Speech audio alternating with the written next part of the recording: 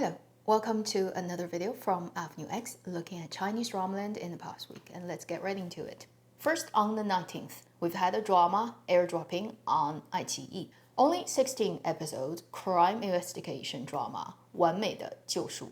English title, The Perfect Suspect, and it is led by Oh Hao, Zhang Fengyi, Wang Herun. I haven't heard about this drama before, and probably will not have time to check it out, just in case people are wondering. It is a short drama that has just gone live on iQIYI. Then we have a string of dramas that will air. First, on the 24th, we will have a 36 episodes contemporary drama that goes live on both Youku and CCTV8 satellite television, called 依法之名 in the name of justice. And just listen to the title. You know it is something to do with court, cases, justice system.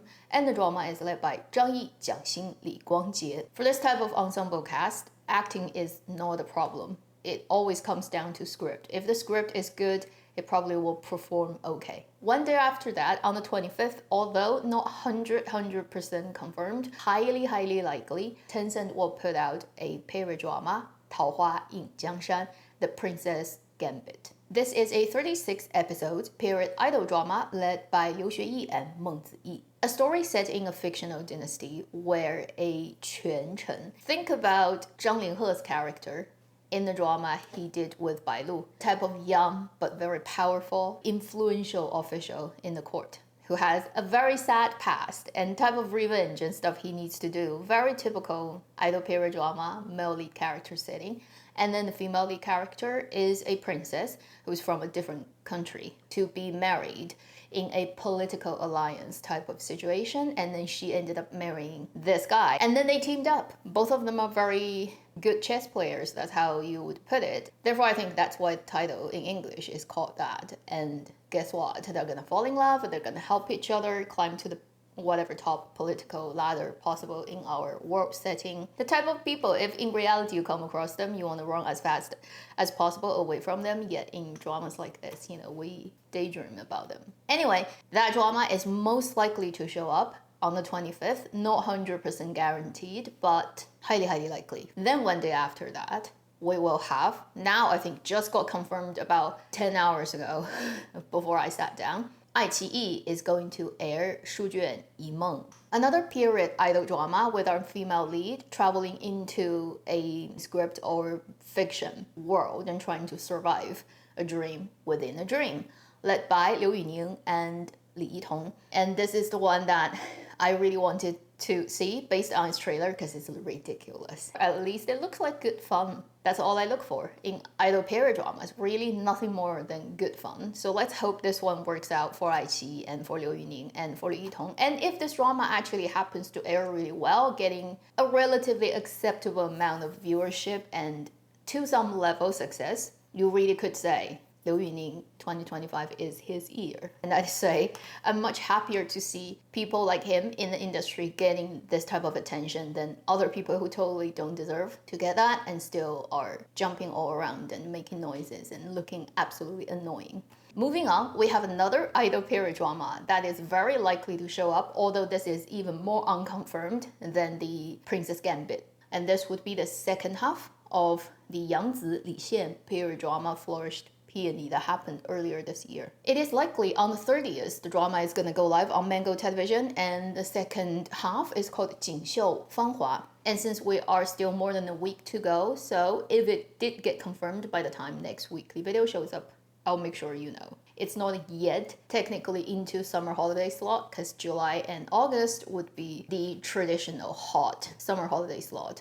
But we're already seeing dramas being dumping out. And there's already rumor about what are the dramas that are lined up for July and August for all major platforms. I think by the end of this month, we should see quite clear, at least in July, which are the summer holiday dramas. Then let's talk about other things regarding dramas at different stages of production. First, during this week, we've had a contemporary romantic drama that has officially wrapped shooting. Chinese title is Ga Xi. English title is also Ga Xi because it doesn't have an official English translation. This is a romantic drama led by Chen Xinxu and Lu Yuxiao. 30 episodes from iQIYI, and they released a trailer. Looks like two people met during a game. It's like one of those popular games you do these days that I've never actually played, but I kind of know what it is. 剧本杀, which is you go to a place, it's all dressed up, you dress up as characters and you have a script to follow. So it seems these two characters met first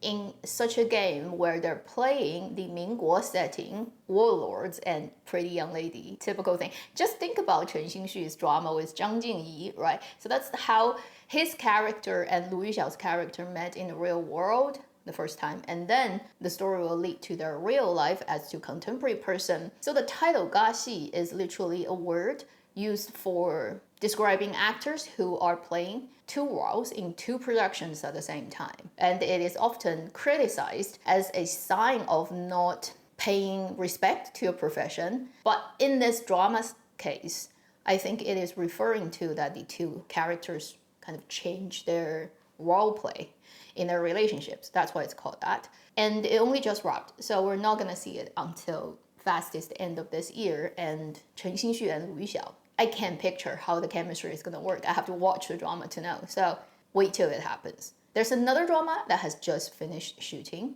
This drama is from NCEE called 风雨潮, The Silent Tides, led by Ren Jialun and Lan Yingying.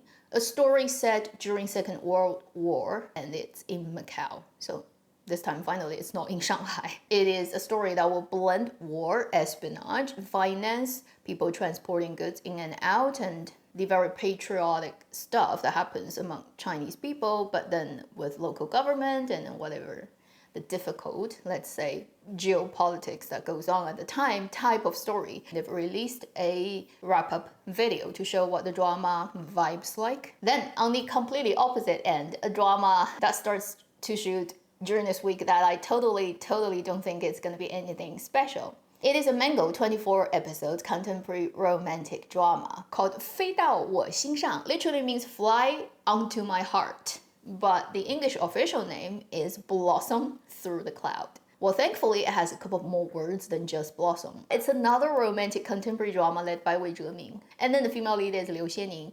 And look at the title, clouds, flying, what it is, pilots. So our female lead initially is working at an airline as, I believe, air hostess. And then she also always had a dream to be a pilot. She met our male lead character who is a management person in the airline. And then they had some misunderstanding, classic. And then she left her post and went to get training. Years later, she comes back as a professional pilot, runs into the company's new whatever expansion plan for new hires of pilots and stuff. So their path cross again. That's the setup. 24 episodes, okay, acceptable as a romantic contemporary drama. Pilots and airline management, I can see that happening, but also I'm already starting to worry about it over romanticized things. Because I've watched contemporary dramas of pilots like the Wang Kai and Tan Songyun drama where you really cannot take it very seriously. Okay, it actually doesn't do that much justice to the profession, and it definitely overdo things that does not make sense. And then you look at Mango Television, and you look at the casting, and you look at Wei Zheming. This is his what? How many such dramas that's done under Mango? Now, I don't have a problem with him. I really like him. Like I always say that on my channel. But I think it's just too repetitive. I mean, I guess it's another form of being a 公务员, okay, being a civil servant, because that was where he started. He was actually a civil servant who's been working at a power grid, something like that, for a while before he decided, no, actually, this is not my dream.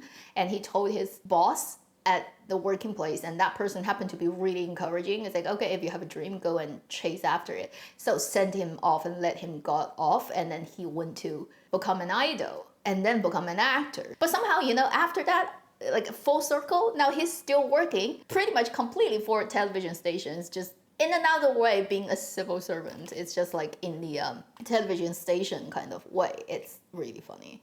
It's in his chart for sure. Anybody who's studying astrology chart, pull his chart out and see if that it's like screaming working for the state type of thing. Then we have a drama that hasn't started shooting, but it will very soon. And this drama will be another iQIYI contemporary drama called 冬去春来. English title is Live Up to Your Youth. It is filed as a 40 episodes drama directed by the famous director Zheng Xiaolong. Creator of the show is Gao Mantang, who is a very famous scriptwriter. And the story is considered as the sister or brother drama of, was it last year? Yes. Last year aired around Chinese Spring Festival drama 南来北往, Always on the Move, The Train drama led by Bai Jingting. So this is paired up with it. And the story is set in Beijing around 90s. It is centered around one location, which is a very small hotel. And it features characters who have something to do with the hotel as its guests, as people who run it, who comes across the space. So it's like one space and then people come in and leave, and then they link up to kind of reflect that era of time in China. And the drama will be led by Bai Yu, Zhang Ruonan, Lin Yun. Likely the drama will start shoot within this month until it happens. It's too early to say because, for example, the similar drama 南来北往 led with Bai Jingting, I watched a couple of episodes, I wasn't impressed. I remember there's an actress who has so much filler on her face that she doesn't look like somebody who belongs to the 1970s, no matter how hard you try to convince yourself. Also, the lighting of that drama was really bad. It's like shot in studio, but it tries to fake daylight, not successfully. I still have very strong impression of it not looking good on camera. And then Bai Jingting's acting wasn't really good for me. So that drama, I watched a couple of episodes and I quit. Never went back. So even though this drama has good director, very well-known show creator, and I mean, Bai Yu is a pretty good actor compared to a lot of other actors working today, still though, it's no guarantee that it's actually going to be a good drama. Until it comes out, I'll be just staying neutral with my expectation. So these are the drama-specific thing that has happened during this week. Finally, to wrap up, just briefly mentioning the scandal about the actress Nar Na-xi or Nar Na-qian. There are two pronunciations of her name. It does not matter actually because that character can really be pronounced in two ways. It just depends on how you personally pick that. Let's just go with Nar Na-xi, the actress who first got made known by the end of the first Creation of Gods movie, 2023 summer. And then during this year's Chinese New Year, January, the second movie got released and she had major screen time in that movie. After the release of the second movie of Creation of Gods, she suddenly jumped onto the scene and then she's everywhere. She's in Chang'an de Lizhi right now, the Liqi Road, where she plays this merchant woman who is actually totally not existing in the original book. In the book, this character is a man and they turned it into a woman, so I guess she can play it. She's also casted as one of the major characters in Wu Jing, this guy very well known in China, movie 标人, which is based on a manga, which ends up being a movie called Blades of the Guardian. That is, in recent years, the most wuxia movie China is attempted to do because it's done by completely professional wuxia team, like Wu Jing himself, like Yuan Heping, the choreographer who's the most famous kung fu choreographer in the whole world. And it is based on this IP that got very high reception as a manga form. The movie is intended to get released during summer this year, so it's all finished production, yet a couple of days ago, actually about 2 weeks ago, this thing blew up about this actress who has a major role in this movie, may resulting in this movie not being able to go to the cinema in a month's time, something like that. They may actually have to reshoot everything that includes her, which will be a pain in the ass. Apparently they shot a lot of shots in real deserts and stuff that reshooting it will incur a huge cost, and face swapping may not work perfectly for big screen type of situation. So Wu Jing's movie is in deep trouble because of this actress. Now, what happened to her? Well, she kind of blew herself up. Similar to the Huang Yang Tian situation with the 2.3 million worth earrings. Her problem is she talked about in a podcast that she did with other people and totally told people what happened with her education, and that got dug up, which may infer to some kind of not following the rules and affecting the justice of the exam system of China, which is the national college exam, and that's a big thing. She got her education in high school in Beijing in one of the most prestigious schools that's actually tailored towards people who come from a special background, like their parents or grandparents' generation are the founder of the nation type of situation, named after China's National Day, which is October the 1st. They think about going to October the 1st school. It's like you can't be a normal person. Anyway, she got educated there, which means she would have to have that type of family background to even get in there, although her household registry is still in Inner Mongolia, which is not in Beijing, the capital city. So when she got her college exam, she went back to Inner Mongolia and took exam there.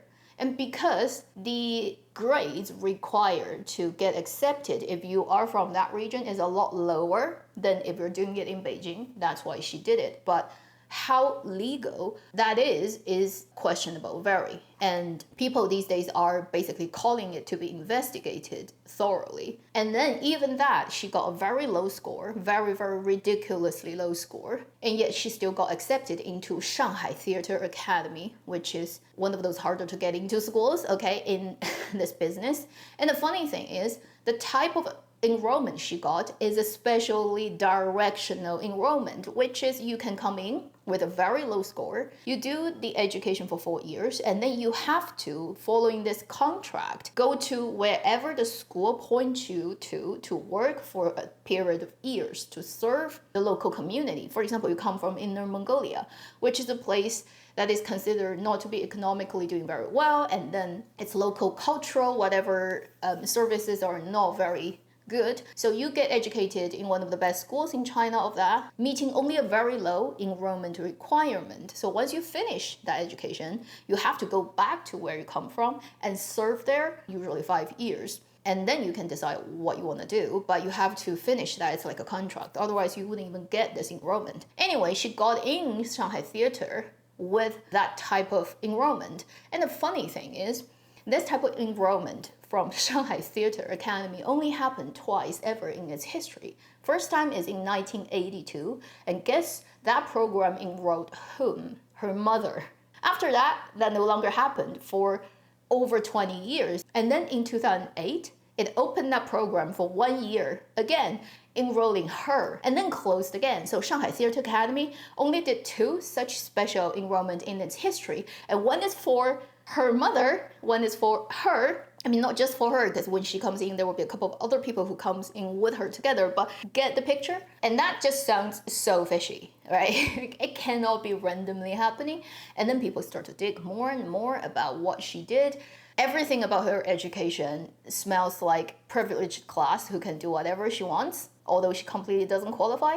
And it even gets to the point where after she got educated in Shanghai Theater, technically, she should go back to Inner Mongolia to serve her 5 years term, whatever the school wants her to do, yet she didn't. She bailed out of it, and then she went to Norway. Supposedly, she studied in Norway, in the university that she claims is there, but then actually does not exist. So now, who knows what she did with those 4 years, or whether she actually went to Norway, who knows. And then she got back after that, and then started to work as a TA in Shanghai Theater. So that's just like too much. Because of all the weird things that happens along her education journey that just doesn't sound in any way fair, people are giving it shit, giving everything she's done shit, and then questioning her and her parents, her grandparents. Everyone is trying to dig out what's her background, why is she treated like a special person. And everywhere she goes now, she gets boycotted by public. For example, recently she went to a Chang'an Lichi Road promotional event, and people literally screamed at her.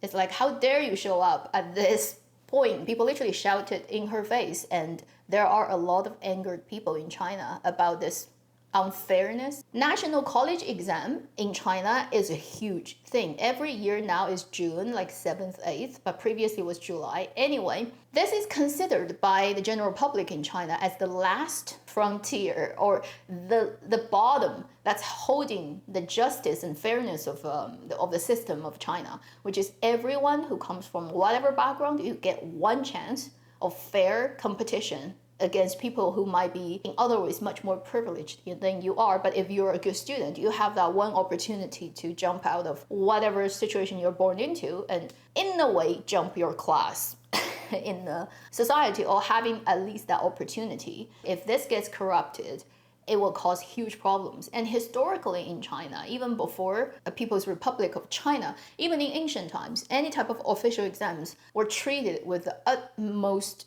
importance and care, and any type of cheating that happens during those exams, which did happen in history, always resulted in people's head rolling. If it gets found out, it's usually all the people getting beheaded, and it's always treated as the utmost unforgivable crime in Chinese history. And in contemporary society, the closest thing you have to that ancient exam system is Chinese Gaokao. It is the high schoolers getting into university exam.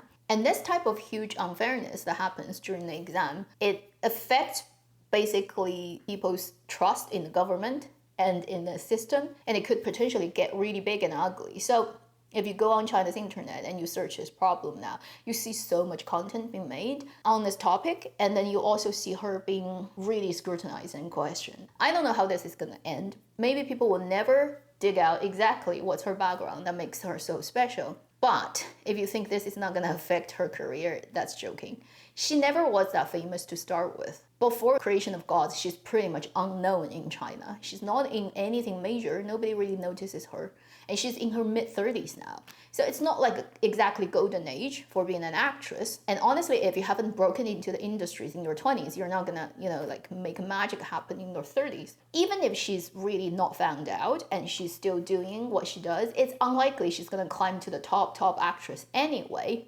But now, after this, there's no way. Even if she doesn't literally get cancelled and she can still do things, there will be plenty of people forever boycotting anything she is involved in, because the general public do not forgive people who have in any way cheated on the exam system. It's one of the things Chinese people really don't accept and don't forgive. So I can say her career is pretty toasted at this point, probably even more confirmed and for sure than the Huang Yang Tian Tian one. That's why, like, Chinese entertainment, like I complain every week like a broken record, it's so hopeless. It's filled with people who are unqualified, who are literally under any other circumstances would not even be accepted into such a high-paying industry, somehow are still operating in there. The uneducated, uncultured, highly questionable regarding their moral principles people are working the culture business of China. Like, how good could it be? Just look at this as gossip land and fun stuff. In the midst of other chaos and doomsday scenario like on the horizon right now in the world, if in any way it could brighten your day, help you vent your energy and steam, then that's all good. Thank you for watching Avenue X. I'll see you in my next video. Meanwhile, live long and happy drama watching.